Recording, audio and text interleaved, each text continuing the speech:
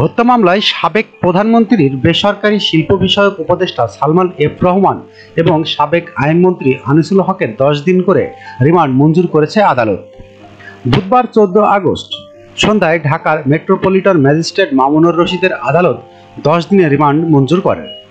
তবে রিমান্ড আবেদনের শুনানির সময় আসামিদের পক্ষে কোনো আইনজীবী শুনানি করতে রাজি হননি বলে জানা গেছে। এর আগে এদিনে সন্ধ্যায় আসামিদের ঢাকার সিএমএম আদালত চত্বরে আনা হয়।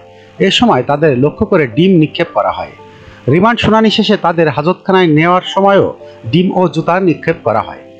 নৌপথে পালানোর সময় মঙ্গলবার 13 আগস্ট রাজধানীর সদরঘাট এলাকা থেকে তাদের দুজনকে গ্রেপ্তার করে পুলিশ। পরে মধ্যরাতে তাদের ডিবি কার্যালয়ে নেওয়া হয়। পুলিশ জানায়, কোটা সংস্কারের দাবিতে বৈষম্য বিরোধী ছাত্র আন্দোলনের কর্মসূচি চলাকালে গত 16 জুলাই ঢাকা কলেজের সামনে সংঘর্ষে দুজন নিহত হন। এদের মধ্যে একজন ছাত্র এবং একজন হকার। এ ঘটনায় নিউ মার্কেট থানায় 2টি মামলা হয়।